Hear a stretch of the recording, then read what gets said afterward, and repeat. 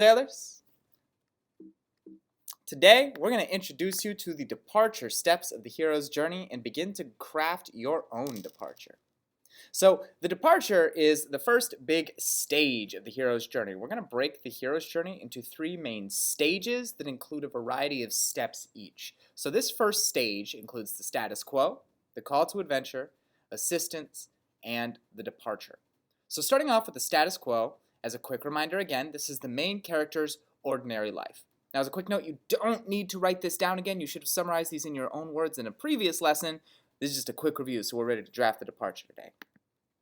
So the second step is a call to adventure. This means that something happens that the hero cannot ignore that forces them out of the ordinary. Something happens and makes them have to go on an adventure or leave. Next up is the assistance. Somebody helps the hero answer their call. Now, the hero might be too scared at first to attach to their status quo or unable to answer the call for whatever reason, but they ultimately will answer that call and finally depart. So now our hero leaves the ordinary world and crosses over into their special world. And that is all the departure is. It's simply just crossing a threshold, is often how it's said, from the ordinary to the special. So we're going to be today identifying the departure in the Outsiders. In your reader writer notebook, you're going to identify the first 4 steps of the hero's journey in the book The Outsiders. So number your notebook 1 through 4 and identify each step below. So for 1, status quo. What is the hero's normal world and life? And the hero would be Pony Boy. All right, 2 is the call to adventure, and this is the event that forces the hero out of their normal life. Now, we've got a note here. If for whatever reason you're watching this, but you haven't read Chapter 4, you can't do this because it hasn't happened yet. So Chapter 4 contains that call to adventure.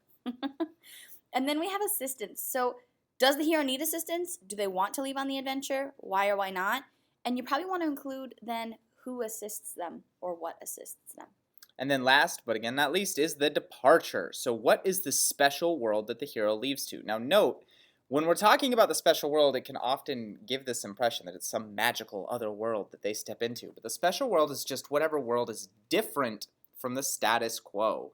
So when the hero goes somewhere that isn't their normal world in life, that's what makes it the special world. So even a story like Outsiders that's very much placed in reality, there is a special world that your hero leaves to. How does that hero get there? Go ahead and pause the video now. The answers to each of these 4 steps can be one quick short sentence summary each, and then you can move on. All right, the next thing we're going to talk about is transitions. And this is going to be, because it's a narrative, it's going to be how do your characters in your story change locations? So you're going to have to move from place to place in your story. But we need to be careful that our heroes don't teleport, unless, of course, that's part of your story and you're doing it on purpose. So we need to look out for having characters just kind of appear in a different place, because it leaves your reader super confused if you don't actually use your travel and transitions correctly. So your traveling and transitions in your text should include sensory details, things that ignite our 5 senses to tell us about the travel. There should be dialogue between characters, and your travel and transitions should move the story forward. Now, travel and transitions should not just be a list of locations, and they should not be so sudden that your reader doesn't know how people got where they are, and that's what we mean when we're talking about teleporting. If your character is at a library and then all of a sudden in the next sentence they're at home, we're going to be very, very confused by that transition because you need to tell us how they got there and hopefully do something with your storytelling while they're getting there. Okay, so we're going to practice this a little bit. So in your reader writer notebook, I want you to write a response for each of these. So write an effective transition for each of the following scenarios. The first one is the hero's at home and gets a call to go to the hospital because a loved one was in an accident. You're going to write down how would the hero get there? How would you include that transition and that transportation? The next one, the hero is at school and the next scene has to happen on the path home. So they walk home from school. The bell rings and then they just appear on the path. Probably isn't going to happen. So how do they get there? And then the hero's in the car and then they have to go into an office building. We don't want the hero to just pop out of the car and show up in the office building. So we need to talk about how they get from the car to the office building. Go ahead, pause the video now and write transitions for each of these scenarios. The hero in these stories could be the hero that you drafted for your story, or you could just vaguely call them the hero. That's fine. You could give them whatever name you want. What we're looking for here is good practice getting from point A to point B. Go ahead, pause the video now and take care of it. All right, Sailor. Now, we are coming up on an anchor assignment again, so remember, this will not, the work we are about to give you instructions on, be in your Reader Writer notebook. It will be posted to Google Classroom. Draft and departure. So remember, in this class, we grade you on skill, and for this, we're looking at 2 different skills, so you will get 2 grades. The first skill we're looking at is your ability to establish a point of view, and we went over that when we talked about point of view of the outsiders, when you practice changing the point of view of the outsiders, when you took notes on point of view. So if you need to use those, go on back to your Reader Writer notebook and look at those notes. Now, to get a 4, you're going to have to establish a clear point of view, setting, and conflict. So I should understand, Mr. Tomas should understand when we read it, exactly what the point of view is, and it should never change. The next one establishes a point of view, setting, and conflict. So maybe it's there, but it's not so clear, and there's a few points where it's a little weak. On the next one, it establishes a weak point of view. So that means it's really weak, and we're pretty confused. Yeah, maybe you're like mixing third and first person. Maybe we're not even sure which character the perspective is situated on. Maybe we don't understand your setting at all. So like if we're actually confused about what's going on, that probably goes in this category. Then a 1, you don't establish a point of view, setting, or conflict.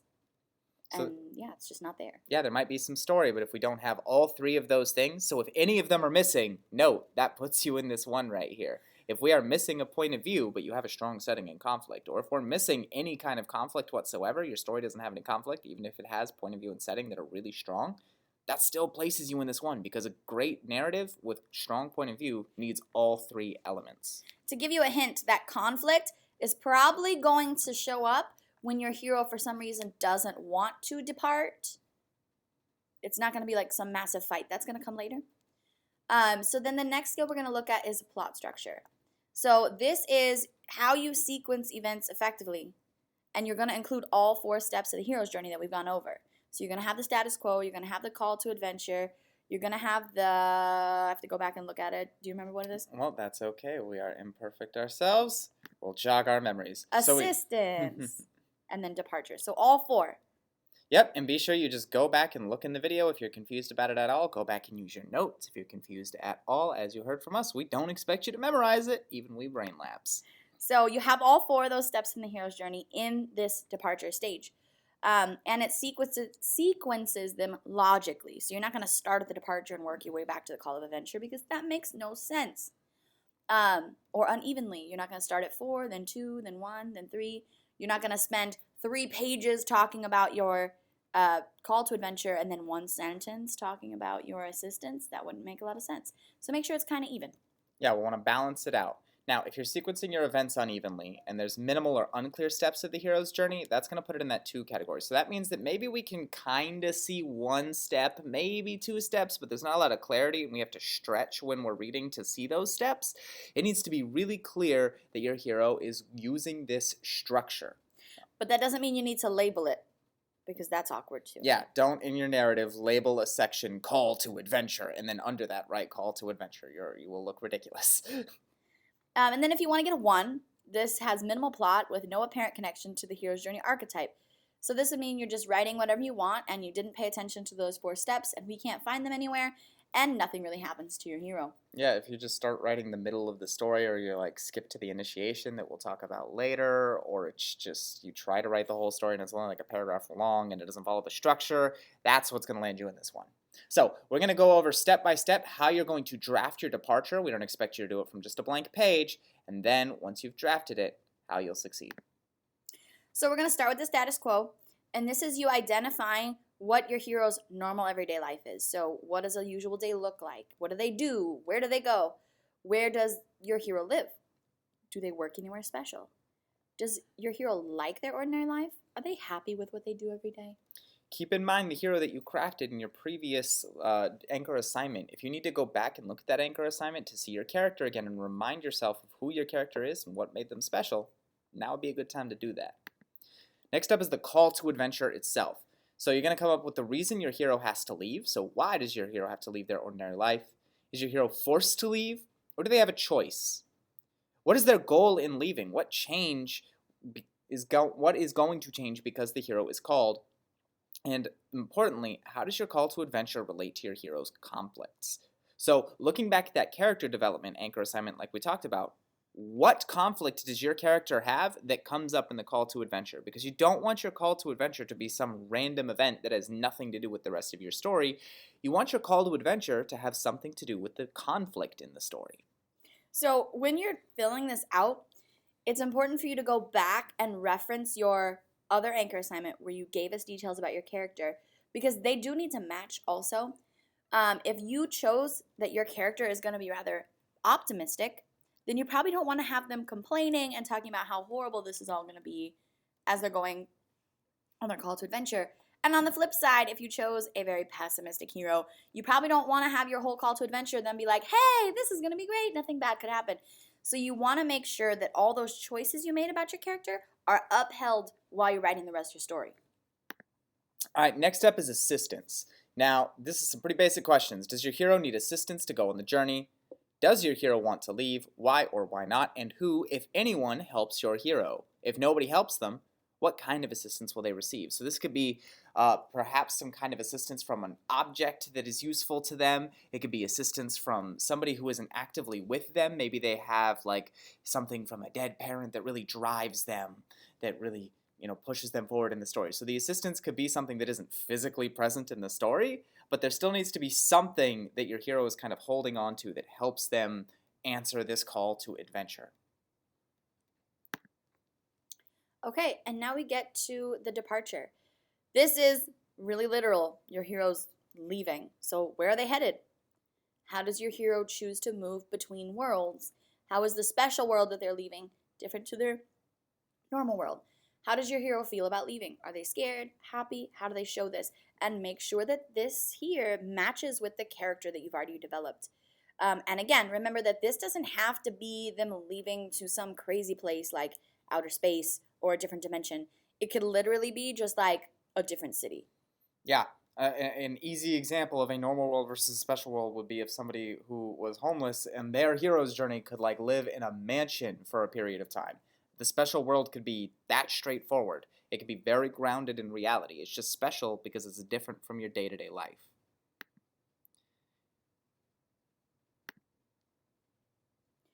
All right, so going back to transitions, and this is again where we talked about your character not accidentally teleporting from place to place. So review the story parts you've drafted that we just went through, and where are you going to need a transition? Where is your hero going to have to move from one place to another, and where are you going to have to put thought into how they do that?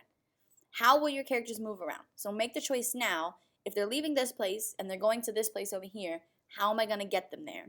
And what will happen while your characters move between places to keep your story interesting? For example, I drive to Crystal Middle School every day, and if I was writing a story about that and I had to talk about driving to Crystal Middle School, I probably wouldn't just say, so I got in the car and drove to Crystal Middle School. Then I arrived. That would be boring. I might talk about how crazy the other drivers are, or something weird I saw on the side of the road, or what kind of music I'm listening to while I drive. I would give some details so that it's interesting and you're following along with me. Transitions are a great opportunity to have your characters talk to each other if they're traveling together, because if you want your characters to just have a conversation that they otherwise wouldn't normally have, they're just kind of stuck traveling together and they'll say something to fill the time. So if you want your characters to have a conversation, transitions are a great time to do that. Now, here's the big part. You're going to think about the hero that you created in the previous anchor assignment. What does that hero experience in the departure stage of their journey? Draft the beginning of your narrative, which must include the status quo, call to adventure, assistance, and departure steps, and be sure to use all the details we brainstormed in the exposition assignment before this one. Use the details you brainstormed in these questions above today. To use narrative techniques like dialogue, description, and characterization to create a believable story. We practiced all of these. And very importantly, to use details and imagery to create a picture in your reader's mind. This is when you're going to actually start drafting a large section of your narrative, and this can be used for that final embedded assessment. In fact, the idea is that you're only going to take what you write here and improve it so you're not starting from scratch when it comes time to do the big story. So everything else we've done so far has been in these boxes, and it's list-like.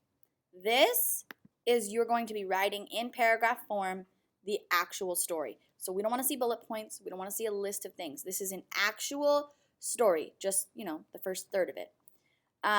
And so you want to make sure, like we talked about in previous videos and in class, that your character is developing as this goes on. You're not starting off your narrative with a list of this is who my character is and all the things they like to do and, creating a biography like they're on an online dating profile. We're not doing that. You need to develop your character as the story goes on and we see how they react to things. One more quick reminder, this carries over from the last assignment too. If your character, your plot, or your setting is pulled directly from an existing story, that is plagiarism. That will get you a 0 on the skills because you have not given us original work to assess. It's extremely important that you're very careful about how you use things that inspire you. You might want to have a story that's similar to some of your research. That's good. You might be very heavily inspired by the types of stories or anime or whatever it is that you're reading or watching in your own life. But again, tread carefully and make sure you don't directly rip any stories from any other media. Because if you do that, that's plagiarism and we can't give you credit on the assignment. So, that said, get to work, sailor. Use this video by combing through it and go back through the instructions on any part you have questions with before you ask us again. We have this all here for you to review as much as you need. Do good work.